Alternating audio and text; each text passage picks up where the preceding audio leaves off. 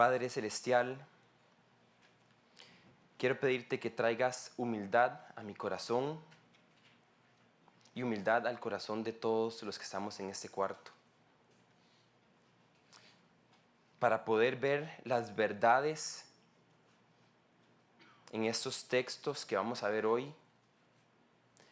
Revélanos, oh Dios, tu gloria en medio de este capítulo de Juan 19 tan lindo, en la faz de Jesucristo por el poder de tu Espíritu. En el nombre de Jesús que oro. Amén. Ya sea la primera vez o la centésima vez que hayas escuchado acerca de la cruz de Cristo, eso es algo que nunca es de más, nunca se vuelve repetitivo. La cruz de Jesucristo es central a la fe cristiana. Y esta mañana vamos a ver Juan 18, versículo 38 hasta el capítulo completo del 19. Estamos en los momentos más oscuros del Evangelio de Juan. Estamos en los momentos más oscuros de todo su relato, en los momentos más oscuros de la Biblia, en el clímax, en el momento donde vamos a ver la crucifixión de Jesús, o en el momento más oscuro de la historia, punto. Hubo un antes y un después de la cruz de Cristo. El capítulo que vamos a ver hoy responde y encarna el problema al cual el Evangelio responde. El Evangelio son las buenas noticias de Jesús. Hay unas muy buenas noticias y esas buenas noticias responden a un problema. Si el Evangelio que contamos no responde a este problema, no es el Evangelio bíblico. Y el problema es este: la ira de Dios. Génesis 3:15, vemos que hay una caída. En Génesis 3:15, Adán y Eva se les había dado un mandato muy simple: obedezcan a Dios. Coman de todo lo que quieren, pero de este fruto no tocarán. Y a raíz del engaño de la serpiente, dice que cayeron en pecado. Y Dios les da aquí un primer destello y les dice, una promesa nos deja: pondré enemistad entre tú y la mujer, y entre tu simiente y la de ella. Su simiente te aplastará la cabeza, pero tú le morderás el talón. Le está hablando a la serpiente que engañó. Pondré enemistad entre tú y la mujer. Hay una enemistad entre Dios y nuestro enemigo, Satanás. Y entre tu simiente y la de ella. La simiente es Jesucristo. Su simiente te aplastará la cabeza. El Hijo de Dios aplastará la cabeza. Eso es que aniquilará por completo al enemigo, a Satanás, los demonios y la maldad, una vez y para siempre. Pero tú le morderás el talón. Antes de esta promesa última y mejor, que aún no ha llegado porque Jesucristo va a volver, antes de eso le herirá el talón. Va a haber algo que va a suceder donde el enemigo va a pensar que está teniendo la derrota, pero no podría estar más equivocado si no es Jesucristo está consumiendo la victoria por nosotros. Y es el texto al que quiero que vayamos hoy. ¿Qué tal si les digo, uno ve en las noticias, en redes sociales, en nuestro mundo, maldad, uno ve enfermedad, uno ve que este mundo no es perfecto, podemos sentir en nuestras vidas, podemos ver que hay un caos. Y la Biblia tiene un nombre para eso: es pecado. El pecado tiene una consecuencia. Según Romanos 6:23 dice que la consecuencia del pecado es la muerte. Muerte física, si sos humano y estamos aquí sentados hoy, una noticia que es una verdad es: vamos a morir. Es una verdad. Y es muerte física como consecuencia de la maldición, pero muerte espiritual también. Entonces, ¿qué tal si les digo que la Biblia nos presenta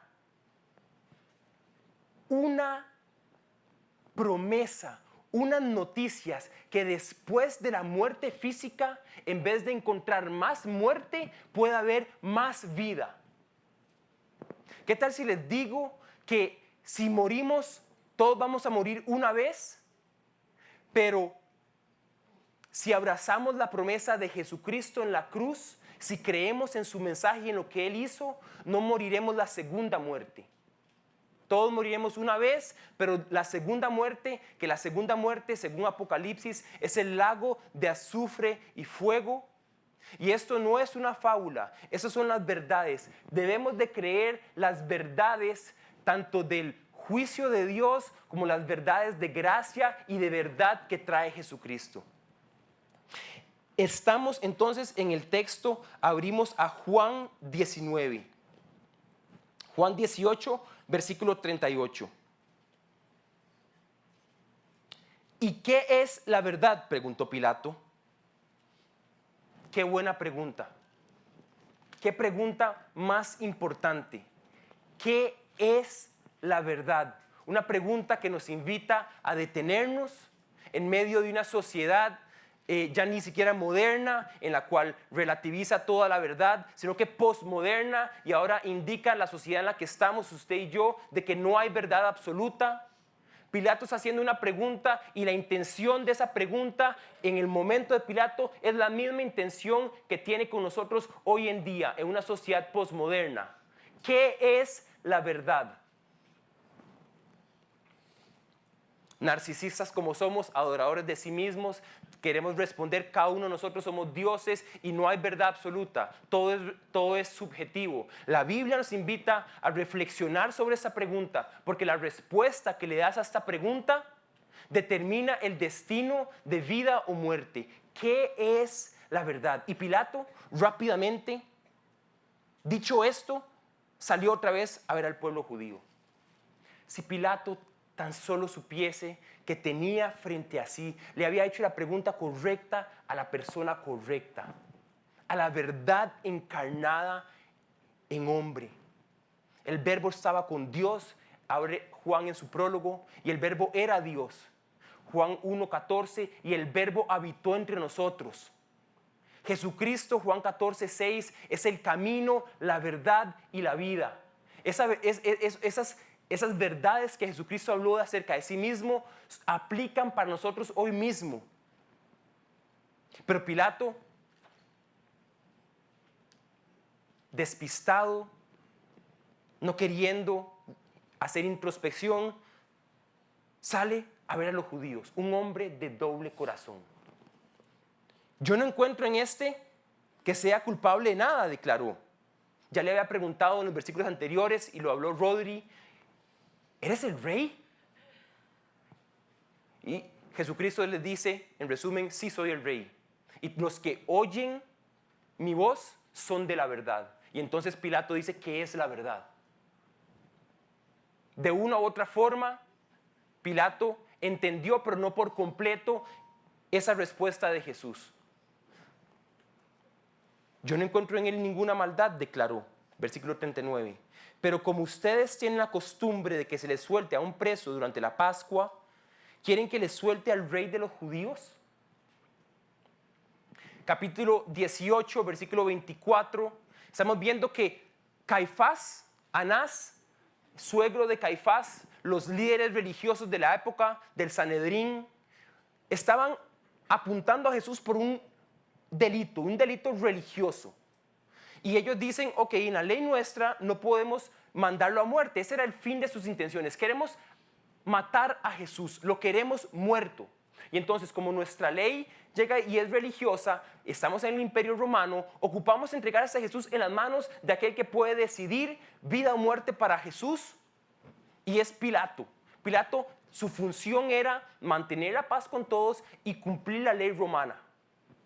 Y entonces ahora le entregan a Jesús a Pilato con otra amenaza. Ya no es que es el Hijo de Dios, como nos dijo en el versículo 18. Ese era lo que Anás y Caifás ya habían determinado y han dicho, si él se dice Hijo de Dios, por eso lo queremos matar. Ahora se dice, él es rey y es amenaza al César. Por lo tanto, Pilato, usted tiene que cuidar a César.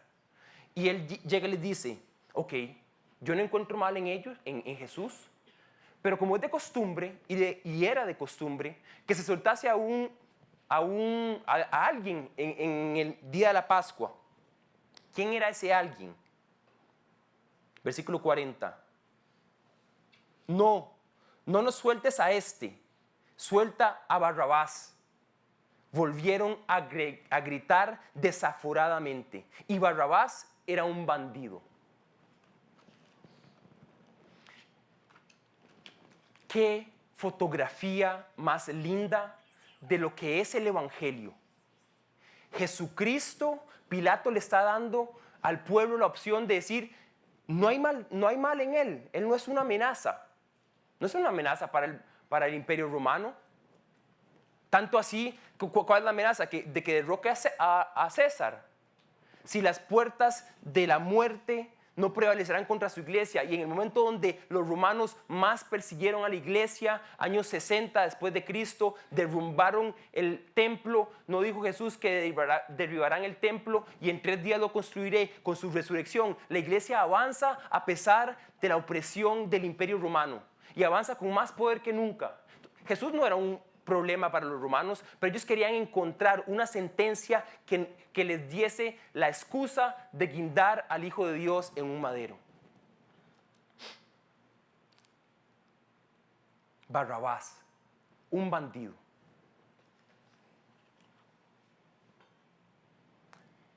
No nos alejemos del texto, sintamos el peso de lo que está diciendo. Me puse a ver un bandido, según Mateo 27, vemos que Barrabás era un insurgente, un rebelde al imperio, un homicida, según Marcos.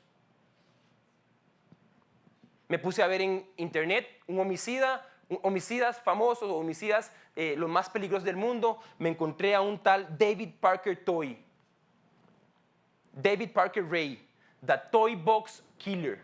Dicen que tenía un container. En ese container realizaba sadomasoquismo en su megalomanía, cogía niños, los violaba, más de 70 pasaron por ahí hasta que lo encontraran la ley de Estados Unidos y lo condenaran a la cárcel que merecía. Una persona con maldad. Barrabás era un homicida, un sicario, mataba, y el pueblo gritaron desaforadamente, a Jesús no. Al que multiplicó los panes, al que sanó la mirada de los ciegos, al que levantó a los paralíticos, al que resucita a los muertos, a ese no, al homicida queremos.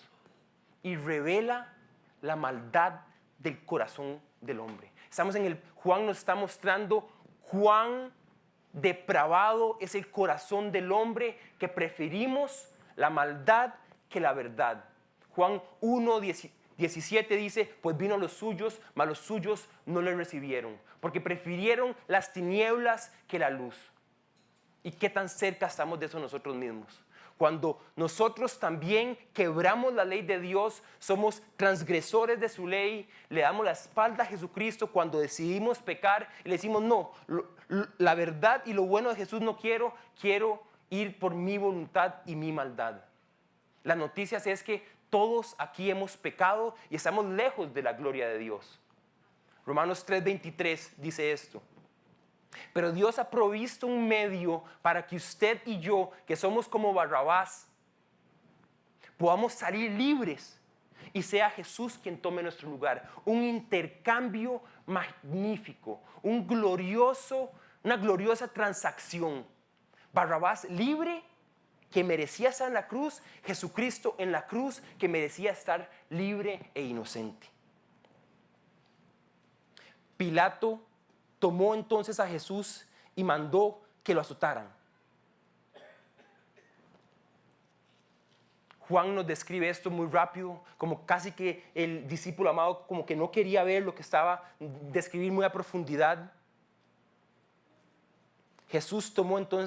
Pilato tomó entonces a Jesús y mandó que lo azotaran. Habían 3 niveles de azotes. El primer nivel de azote era fustigatio, que era como un palo para pegarle a la gente que hacía un delito menor. El Imperio Romano eran expertos en mantener ley y en matar. Eran expertos, habían aprendido de los persas y ellos sabían muy bien cómo llevar el orden por medio de la amenaza. Los soldados romanos no eran una fuerza armada más o menos, eran especialistas en la materia. Fustigatio, entonces, con un palo se les pegaba. El segundo nivel, flagelatio, un poco más brutal para ofensas un poquito más superiores. Y había un tercer grado de azote, que es la palabra que se utiliza aquí, que es verberatio, y era la más terrible y cruel de todas. Se amarraba a la víctima o al ofensor, en un palo, y 2 o 3 personas con un palo en el cual en su extremidad se le guindaban piezas de cuero, plomos y huesos, de modo tal a que flagelara la piel y muchas veces hasta las vísceras se les salían, los huesos se exponían, les pegaban y los azotaban. A Jesucristo le dieron 40 azotes menos 1. A los 40 azotes las personas morían de la agonía en la cual estaban sufriendo. Nuestro Señor, nuestro Salvador, Jesucristo, sufrió 40 menos 1 azotes. Los soldados, versículo 2, que habían tejido una corona de espinas, se la pusieron a Jesús en la cabeza y lo vistieron con un manto de color púrpura. La escena aquí está describiendo una burla.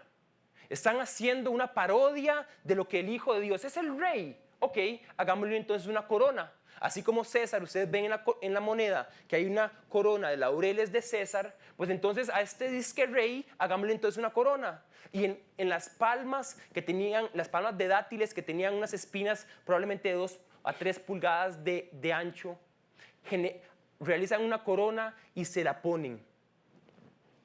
Los soldados llegan y dicen que le ponen un manto de color púrpura. En Marcos dice que era un manto de color rojo. Las perspectivas de los evangelistas escribiendo. Marcos probablemente cuando se lo pusieron y aún no les habían realizado esta humillación a Jesús, Juan quiere darnos a entender por esa diferencia que aquí ya lo que era rojo está cubierto de escarlata. Está cubierto del color sangre, el color morado de lo que es el derramamiento de sangres. Es una escena sangrienta. Y no sabían que estaban vistiendo al Hijo de Dios con el color de realeza. No la realeza que estaban esperando con el dominio de un imperio y de un rey, de un monarca terrenal, sino que nuestro siervo sufriente, empapado de sangre, coronándose y diciendo: yo soy el rey del universo. Versículo 3, viva el rey de los judíos. Ave César. Esa era una expresión, una salutación muy común. Viva el rey de los judíos, le gritaban, burlándose, haciendo mofa de él. Mientras se acercaban para abofetarlo, no solamente les bastó azotar a nuestro Señor Jesús, ponerle una corona de espinas, sino que también lo abofetaban. Vemos en Isaías 53 un capítulo majestuoso del siervo sufriente, nuestro Salvador, anunciando el Mesías, de que le iban a arrancar sus barbas y que le iban a pegar.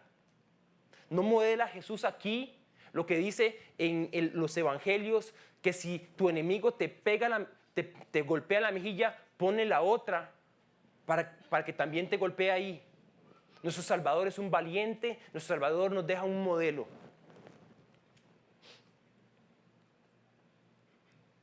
Pilato volvió a salir, un carebarro. Aquí lo tienen, dijo los judíos. lo he sacado para que sepan que no encuentro culpable de nada. Pilato estaba haciendo una conspiración, hallándose él en medio de una emboscada entre el filo y la espada.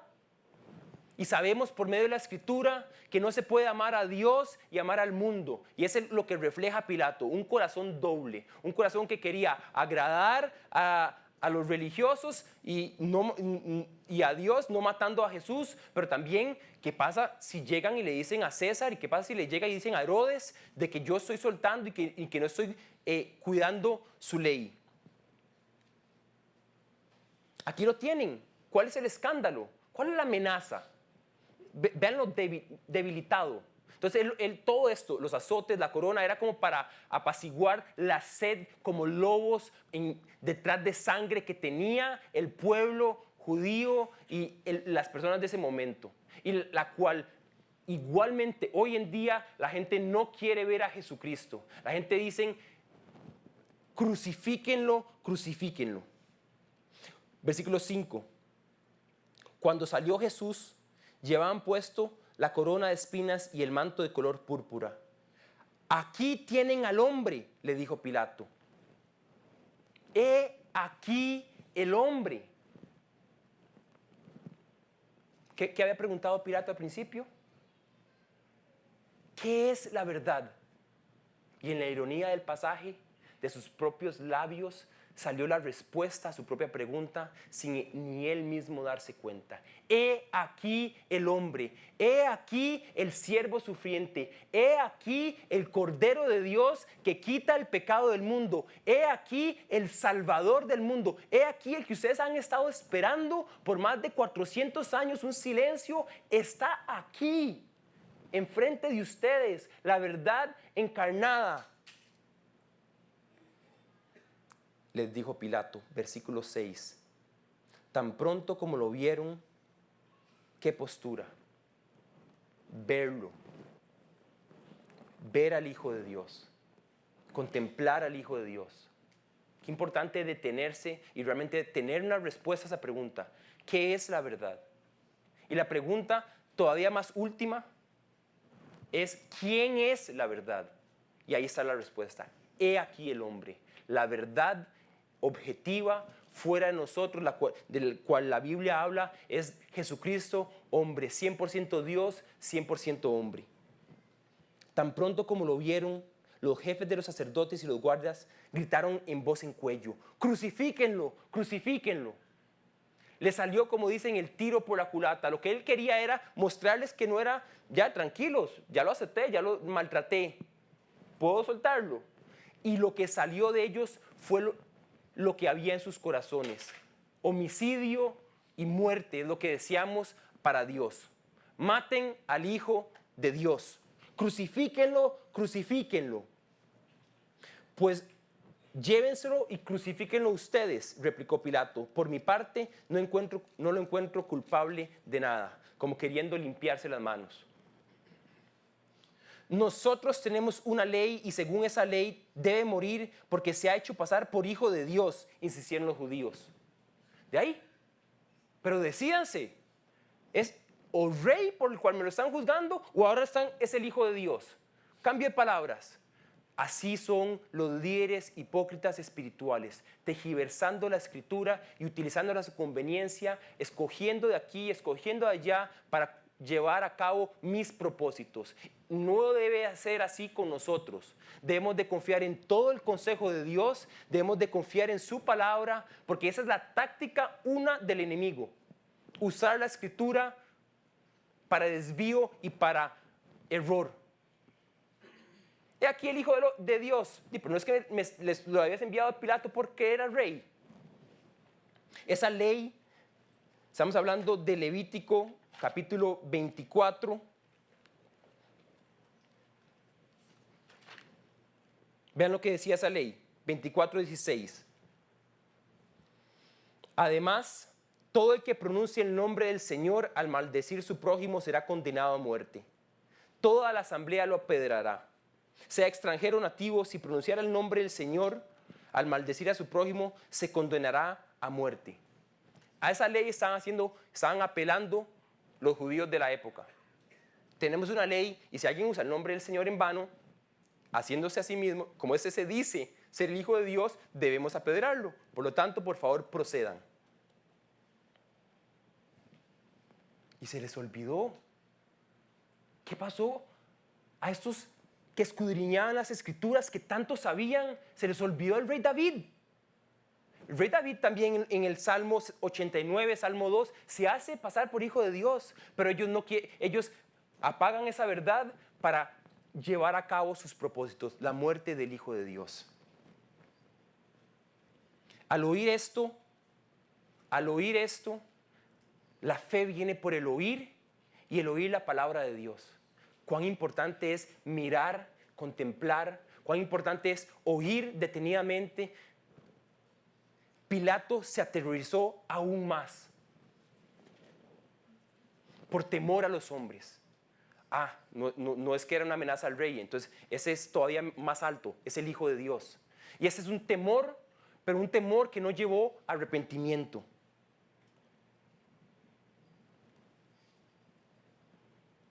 Dice 2 Corintios 7:10, porque la tristeza que es según Dios produce arrepentimiento para salvación,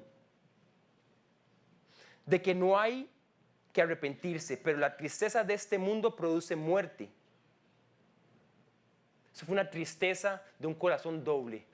Uy, sí, hay peligro, pero mi ombligo, mis intereses, mi ego y mi trono y mi posición en este mundo vale más que pararse por la verdad. Tuvo miedo. Así que entró de nuevo en el palacio y le preguntó a Jesús, ¿de dónde eres tú? Pero Jesús no le contestó nada. Ya es mucho, Pilato. Ya me preguntaste en el capítulo 18 si era el rey, te dije que sí. ¿Qué es la verdad? Vos mismo dijiste que está aquí el hombre. Ya ahorita es muy tarde. Toma una decisión. Tenemos que tener convicciones y convicciones personales. No por lo que piensa mi abuelita, por lo que piensa mi mamá, por lo que piensa mi grupo de amigos. Yo, contemplando a la pregunta, ¿qué es la verdad? Y Pilato simplemente queriendo hablarle, qué sinvergüenza, y lo digo a lo literal de la palabra, qué sinvergüenza. Azotar, poner una corona, mandar a golpear a puños a una persona y después querer entamar una conversación. Ya es muy tarde, Pilato, y Jesús no le habló. No le echen las perlas a los cerdos. Hebreos 12:7 dice, porque ya sabéis que aún después, deseando heredar la bendición, hablando de Esaú, fue desechado y no hubo oportunidad para el arrepentimiento, aunque lo procuró con lágrimas. Esaú vendió su primogenitura por una comida de lentejas rojas y llegó un momento donde llegó hasta con lágrimas a atristarse y ya era muy tarde. Para todos nosotros hoy en este cuarto, las buenas noticias de Jesús están disponibles para usted. Están disponibles para que usted haga de esto una verdad en su vida y que sea transformado para que la presencia del Espíritu Santo, Dios mismo, habite en ustedes. La habitación de Dios hoy en día son los corazones de los seres humanos. Y este regalo se acepta en los labios y en el corazón de todo aquel que confiese a Jesucristo como Señor. Todo aquel que confiese el nombre del Señor será salvo gratuitamente. Nada en nosotros, toda la acción es de Dios. Creyendo, rindiéndote. Hoy es el día, hoy hay tiempo, no es tarde. La gracia de Dios se extiende. Hoy todavía tenemos tiempo. No vaya a ser que llegue el día donde ya vaya a ser demasiado tarde. Versículo 10. ¿Te niegas a hablarme?, le dijo Pilato. ¿No te das cuenta de que tengo poder para ponerte en libertad o para mandar a que te crucifiquen? Tocaron a Pilato en la llaga donde más le dolía, su orgullo. Jesús hasta ahorita ha sido como una oveja sin hablar. Mansa, humilde, como un cordero que va al matadero. Y entonces Pilato dice, ¿no me vas a hablar a mí, que yo tenga autoridad y que tenga una posición? Y Jesús le responde, no tendrías ningún poder sobre mí si no te hubiera dado de arriba, le contestó Jesús. Por eso el que me puso en tus manos es culpable de un pecado más grande. Jesucristo tenía la perspectiva de que el autor con A mayúscula es el Dios soberano, es el que había enviado al Hijo de Dios. He venido a cumplir la obra de mi Padre, a entregar mi vida en rescate por muchos. Y si bien es cierto, no está excusando la responsabilidad del ser humano, Pilato, Anás, Caifás, todos los del pretorio son responsables por su pecado, por haber matado a una persona, a Jesucristo en este caso. Pero Jesús sabía, Dios mío, ¿por qué me has desamparado? Mas no se haga mi voluntad, sino la tuya. ¿Quién mató a Jesús? Últimamente, ¿quién fue el que entregó a Jesucristo? Porque de tal manera amó Dios al mundo que dio a su Hijo único. Lo dio a la muerte, lo dio en la cruz, lo entregó. Lo que Isaías, cuando Isaías iba a entregar a su hijo, cuando Abraham iba a entregar a su hijo Isaac, le detuvo el puñal y dijo, Dios proveerá un cordero. Aquí está el cumplimiento de Dios dando al cordero de Dios por rescate, para que por su sangre podamos nuestros pecados ser salvados, porque el estándar de Dios es demasiado alto, la perfección. Un pecado rompe la ley. Usted y yo ya hemos pecado. Somos de la familia de Adán. ¿Cómo hacemos para entrar en la presencia de un Dios santo que no puede ver pecado? Ocupamos un sustituto, y es Jesucristo en la cruz.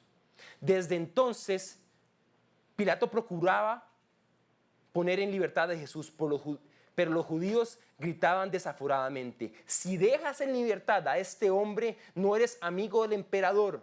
Cualquiera que pretenda ser rey, se hace su enemigo. Y ahora cambian otra vez, ahora es rey la cosa.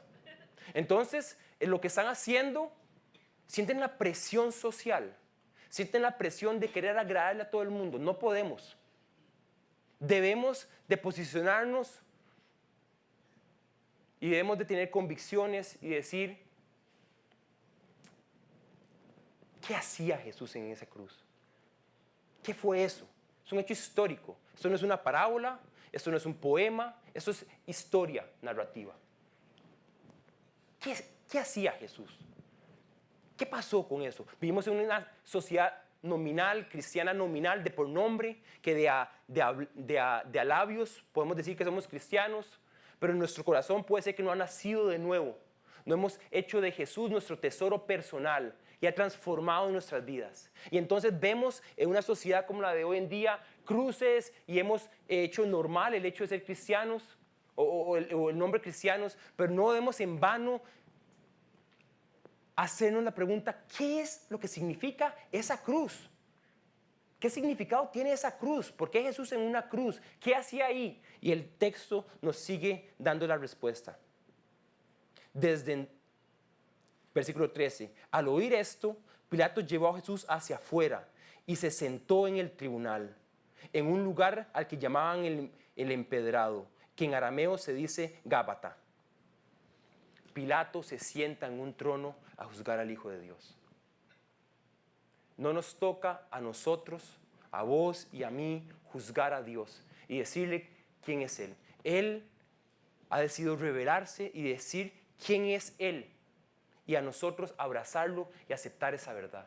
Todos nosotros podemos sentarnos en nuestro trono y querer llegar y comandar como Pilato, según nosotros, teniendo autoridad suprema, cuando la verdad y la verdad última es, Dios ha hablado y ha hablado por medio de su Hijo. Es suficiente. El Hijo de Dios llegando al mundo para salvación. ¿Crees tú esto? ¿Crees que Jesucristo es el Cordero de Dios? De Gábata vamos a pasar a Gólgota. Era el día de la preparación de la Pascua, cerca del mediodía. Y entonces Juan nos quiere dar, por medio de un detalle cronológico, una verdad teológica. Era cerca del mediodía y la Pascua. La Pascua era la fiesta de celebración donde se tenía que matar a un cordero, poner su sangre en el marco de una puerta, y ese día iba a pasar el ángel de la muerte. Y todos los que no tuviesen esa sangre en su puerta, el ángel iba a matar. Y eso fue lo que pasó. Y hoy en día la fiesta de la Pascua es la fiesta de mayor relevancia y celebración tanto para cristianos y como para judíos, la fiesta de la Pascua. Y era el mediodía. Estamos en los momentos más oscuros del Evangelio de Juan. Pero Juan está diciéndonos por medio de el sol al mediodía está en su punto más alto y está diciendo cuando en el trono el mundo y las fuerzas opresoras de la oscuridad están haciendo avance en el homicidio y en la tortura y en la sentencia del Hijo de Dios, la luz brillante de la mañana está resplandeciendo en su forma más hermosa. Aquí tienen a su rey, Pilato otra vez queriendo molestarles. Fuera, fuera, crucifíquenlo, vociferaron. ¿Acaso voy a crucificar a su rey? Otra vez Pilato diciendo, aquí ya no me queda otra. Ellos me metieron en una emboscada, ahora yo los voy a molestar a ellos también. Es su rey, replicó Pilato. ¿No tenemos más rey que el emperador romano?, contestaron los jefes de los sacerdotes. ¡Qué descaro! La palabra rey es rex, y esa no es la palabra utilizada aquí. Basilius es la palabra utilizada aquí. Y la palabra Basilius es no solamente rey, sino que es rey y monarca soberano. Entonces, el pueblo de Israel, que tenían la esperanza de una promesa mesiánica de un Mesías que iba a llegar, están desechando a la basura todo lo que ellos han venido esperando con tal de que se cumpla lo que ellos quieren, que es muerte. No tenemos más rey. ¿Y David? ¿Y el Mesías que ustedes están esperando? No. Nosotros adoramos y al Rey Supremo, Soberano y Monarca nuestro es César. ¿Qué pasó? ¿Dónde estaba la memoria? Querían al Hijo de Dios a toda costa muerto. No tenemos más rey que el emperador romano, contestaron los jefes de los sacerdotes. Entonces Pilato se los entregó para que lo crucificaran y los soldados se lo llevaron. Pilato se lo entregó. El verbo está aquí, la acción es de Pilato, ¿sí? Es responsabilidad. Pilato entregó a Jesús, sí lo entregó. Y vean lo que pasa. Versículo 17. Jesús salió cargando su propia cruz. Nadie le quita la vida al Hijo de Dios. Él mismo se hace responsable y dice, yo soy un Salvador que vine a cumplir la misión por la cual estoy en la tierra. Y cargó su cruz. No fue de a regañadientas, no fue reclamando, murmurando. Él cargó su cruz. Una cruz de probablemente 135 kilos, tanto así que le tuvieron que ayudar a cargarla. No está en óptimas condiciones porque ya vimos que lo habían azotado. Pero nuestro Señor, todo esto lo hizo porque eso es lo que usted y yo merecemos. Y Jesús dice, aquel que no carga su cruz y me sigue no es digno de ser mi discípulo. Jesucristo sintió el peso de lo que fue obedecer al Padre. Y usted y yo, en medio de una sociedad secular como la de hoy en día, debemos de decir, confío en Dios, tomo mi cruz y le sigo. No es una opción, le sigo, es un mandato. Hacia el lugar de la calavera, que en arameo es Gólgota. ¡Qué contraste! El lugar de la muerte de la calavera es donde la propia muerte iba a morir. El lugar de la muerte iba a ser la fuente de vida para el mundo entero, para todos aquellos que crean en Él. Allí lo crucificaron y con Él a otros dos, uno a su lado derecho y otro a su otro, perdón, repito, allí lo crucificaron y con Él a otros dos, uno a cada lado, Jesús en el medio. Juan queriendo pasar por esto como muy rápido. como muy respetuoso, como muy solemne. Lo crucificaron uno a cada lado y se fueron. Eso es un simbolismo lo que estaban haciendo los judíos. Los judíos estaban diciendo, ok, los romanos eran expertos en simbolismos. Y estaban diciendo, ok, ese se dice el rey de los judíos. Ok, entonces póngame una corona. Y no solo eso, sino que los reyes, los monarcas, tienen a sus ministros. Y entonces, si ese es el disque rey, vamos a ponerle uno a su lado y el otro al otro. Era una escena donde habían 3 cruces, Jesús en el puro medio. El único que no merecía estar ahí es el rey. Y mi ministro está a mi lado derecho, un homicida, y a mi otro lado un ladrón. Sabemos por otros evangelios que uno de ellos, Jesús le dijo, hoy mismo te aseguro que estarás conmigo en el paraíso. Porque estaban diciendo entre sí, uno lo estaba bofetando y si usted es hijo de Dios, bájese, mande ángeles a que nos rescaten y una legión. Jesús callado y el otro entiende, usted y yo merecemos estar en este lugar. Merecemos la muerte. Ese es el único inocente. Y Jesús le dice, has entendido. Y hoy las puertas del cielo se abren y sos salvo. Versículo 19, Pilato mandó que se pusiera sobre la cruz un letrero en que estuviera escrito, sigue Pilato con la mofa, sigue Pilato con la sátira. Jesús de Nazaret, rey de los judíos. Muchos de los judíos lo leyeron porque el sitio en que crucificaron a Jesús estaba cerca de la ciudad.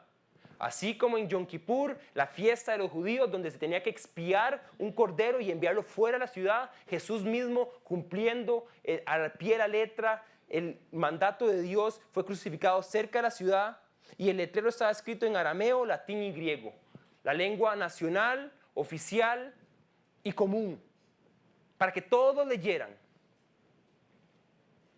¿No sabía Pilato que estaba declarando las verdades más bellas que jamás sus propias intenciones y palabras pudieran pronunciar?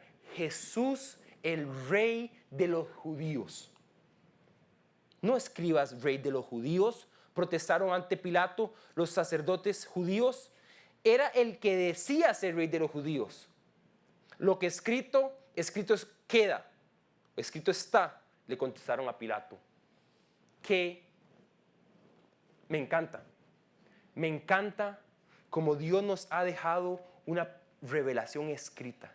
Dios en su multiforme sabiduría ha decidido revelarse a nosotros por medio de un libro que es el milagro precioso de Dios para darse a revelar. Porque lo que escrito está.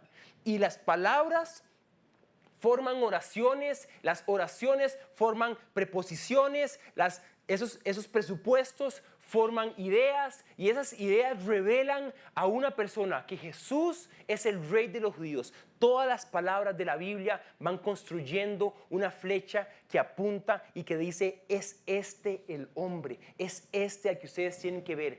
Todo el mundo debe de ver a Jesucristo porque Él es el rey de los judíos y no solamente los judíos, sino de los griegos, persas y cualquier persona que habite en el mundo, porque la salvación está disponible para todos, sin importancia de etnia, color, raza, localidad, sino que, como dice Apocalipsis 9:7, veremos a gente de toda tribu, lengua y nación adorando a Jesús, el rey de los judíos.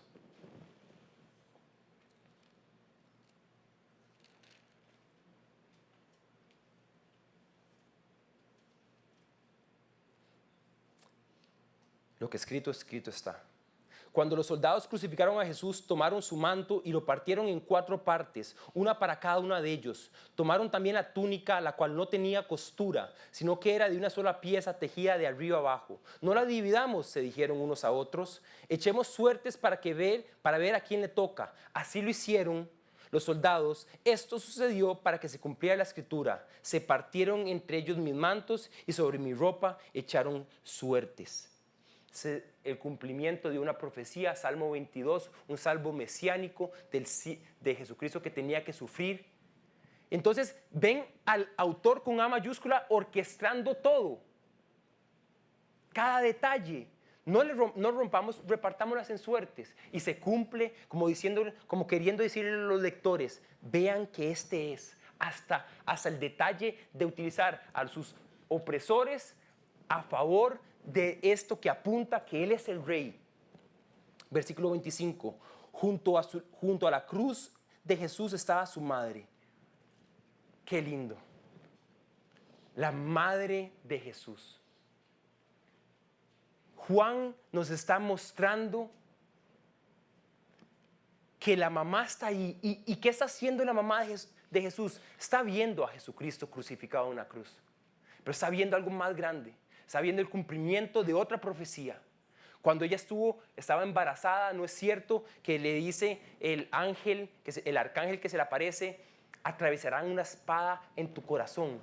Una mamá que quiere a su hijo. Jesús era humano. Jesús era de carne y hueso como usted y como yo. Era un carpintero, hijo de María, hijo de José. José desaparece de la escena en los evangelios a una muy temprana edad. Probablemente María era viuda. Y entonces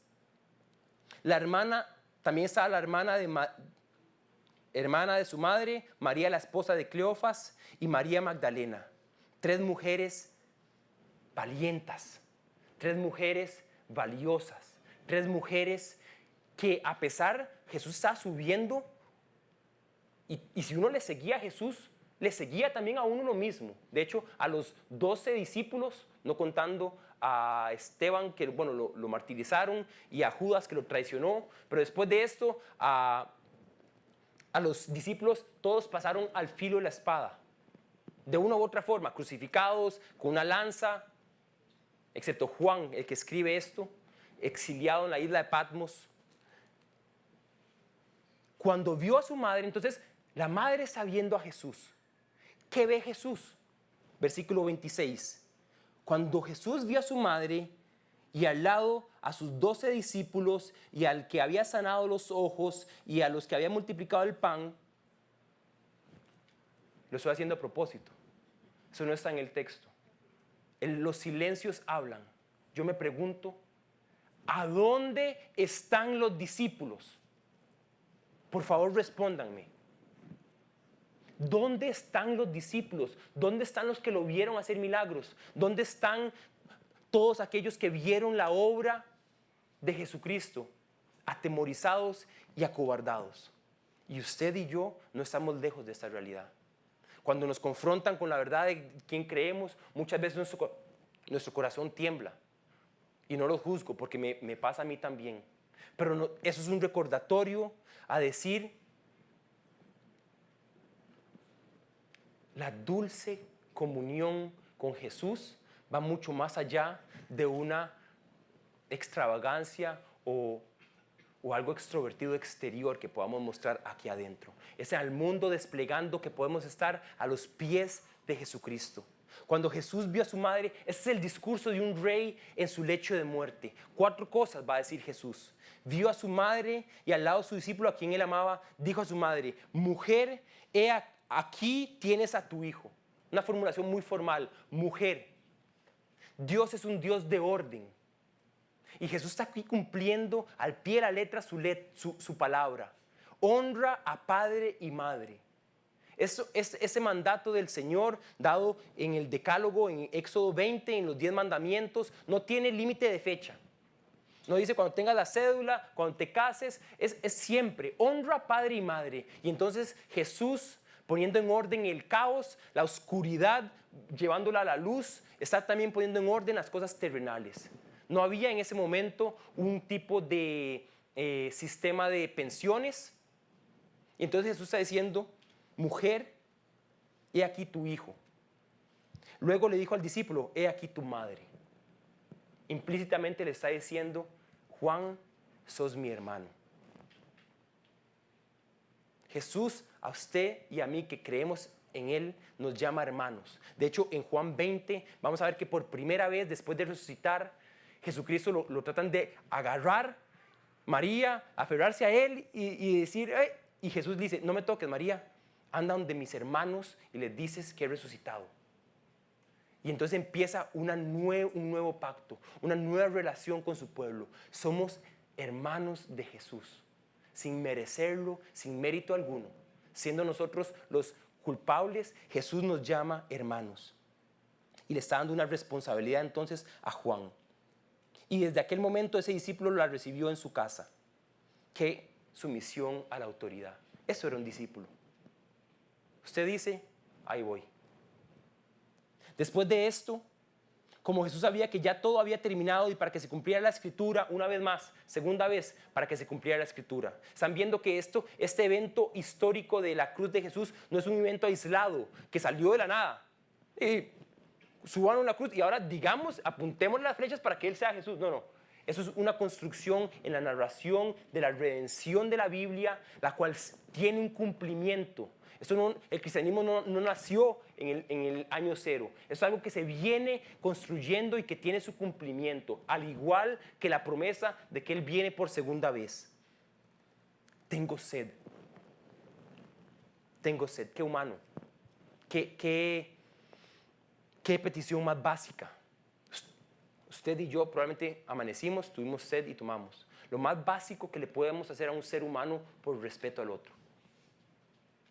El que le da un vaso de agua a uno de esos pequeños, les digo que con seguridad tendrán recompensa en el reino de los cielos. Y a Jesucristo, el Hijo de Dios, cuando pide y dice, tengo sed para que se cumpliera la escritura, dicen que había allí una vasija llena de vinagre. Así que empaparon una esponja en el vinagre, la pusieron en una caña y se la acercaron a la boca. Eso que Jesús está a punto de tomar no era una anestesia como se hacía de costumbre a los momentos de crucificar. Marco nos dice que le ofrecieron eso porque sabían que estaba agonizando y se les daba un poquito como de un tipo de una bebida de mirra mezclada con hierbas para un poquito anestesiar el dolor y calmar un poquito la angustia. Y Jesús dice, no me den eso. No quiero tomar eso. Qué tentación al Hijo de Dios hasta el puro final. Él dijo, yo quiero sentir el peso completo de la separación y de la maldad del pecado. Tengo sed, dijo. Al probar Jesús el vinagre, dijo, todo se ha cumplido. Qué lindo como Juan lo describe. Al probar Jesús. No se lo metieron en la boca. Usted y yo sabemos a lo que huele el vinagre. Huele muy feo, fuerte, ácido. Y le acercaron con una caña, con un hisopo, utilizado para limpiar los caños y los inodoros de ese momento. Una desgracia, una vergüenza. Jesucristo, el Hijo de Dios, que hizo el mundo y vino a rescatarlo, entró al mundo con un olor de estiércol en un pesebre y salió del mundo con un olor ácido de vinagre.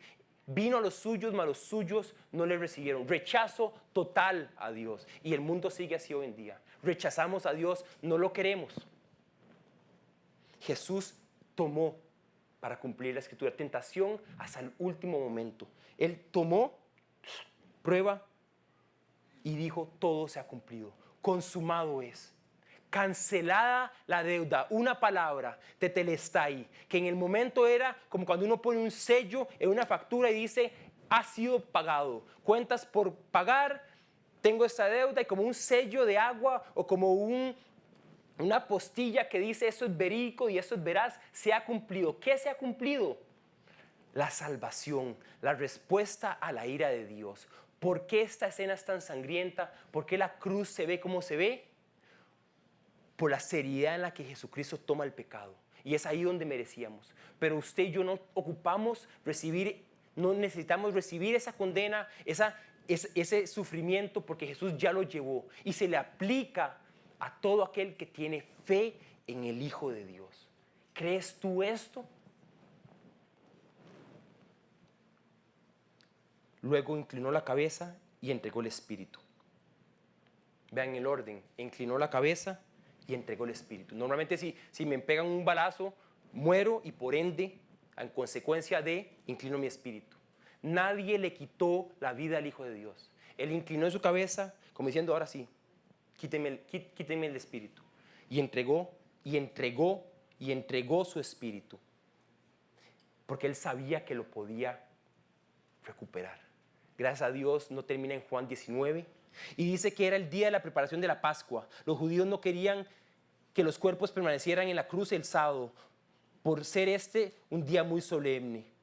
Ahí le pidieron a Pilato que ordenara así que le pidieron a Pilato ordenar que le quebraran las piernas a los crucificados y bajaran sus cuerpos.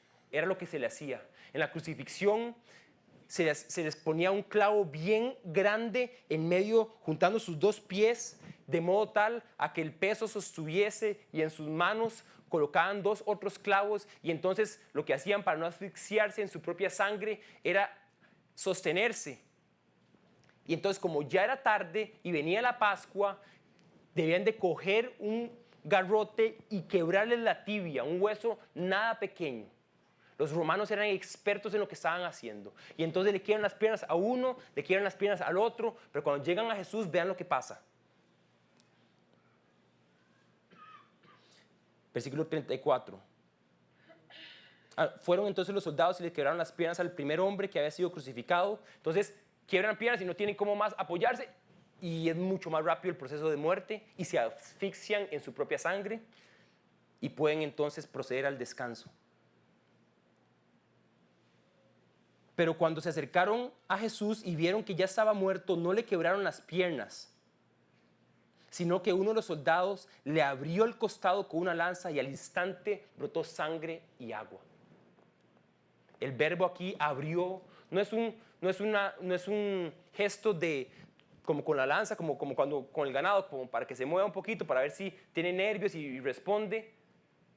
Ellos vieron que había muerto y le atravesó la lanza para que se cumpliera también la escritura. No tocaron sus huesos.